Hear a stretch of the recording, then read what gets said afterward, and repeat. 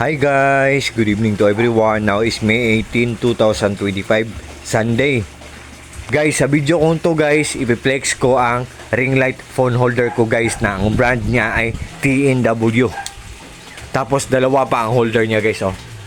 1, 2. At saka ang brand niya guys, oh, TNW. At saka ang ring light niya guys, nasa middle guys. Yan guys. So, ito ang mga switches niya guys, oh. Ang first, ang on, color red. Tapos ang pangalawa, minus. Ang pangatlo, change ng ilaw. Tatlo sila na klase, yellow, white, and yellow white. At saka yung pahina, palakasan. Ang the second is pahinaan. So, meron akong power station dito guys. Isaksak natin siya sa power station kasi type USB kasi siya guys. Yan. Wait guys.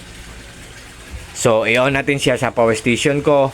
Meron akong power station pero hindi ko isasabi kung anong brand kasi ang ipiplex ko lang ang i-reveal ko lang or ang ipiplex ko lang ang ring light phone holder ko. So, guys, sa ngayon guys, wait guys ha. Sa ngayon guys, 76% pa lang ang natira na battery sa power station natin. So, on the other term or on the other word, tinatawag nito na portable solar generator. So, hindi pa ito masyadong nagamit. At saka, zero consuming, wala pang gumagamit. Pag naka-on na ang phone holder na ring light natin guys, malalaman natin kung ilang watts ang nakukuha niya. Kasi ang power station, malalaman niya or mamomonitor niya kung gaano katipid kumain ng kuryente ang isang gadget guys.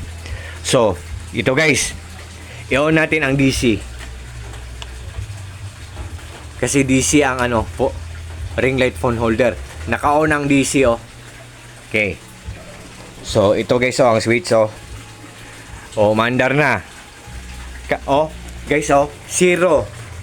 Zero kasi hindi pa naka-on ang ring light. Tingnan natin guys, i-on natin guys. Kung zero pa siya. So, i-on natin guys, ha. On. Wait. Yan. Naka-on na siya guys, ha. So, tingnan natin kung zero pa ngayon. So, hindi na siya zero guys. 3 watts na siya. So, ang ring light phone holder natin na TNW guys, 3 watts lang siya. Ang tipid-tipid niya sa kuryente, tapos ang mura-mura lang, tapos ang ganda pa ng quality, tapos dalawa pa ang holder niya guys. At ito ang wait guys, oh. Ito siya guys, oh. So, sa lahat ng mga naghahanap ng mga ring light phone holder dyan, guys, just trust me, just click my yellow basket and just try. Subukan nyo lang guys. Pag nag-order kayo sa kagaya ng ring light phone holder ko na TNW guys, pag nag-order kayo nito guys, for sure guys, talagang hindi kayo mag-regret, for sure talagang hindi kayo maghihinayang. Kasi walang masasayang, kasi good talaga ang quality.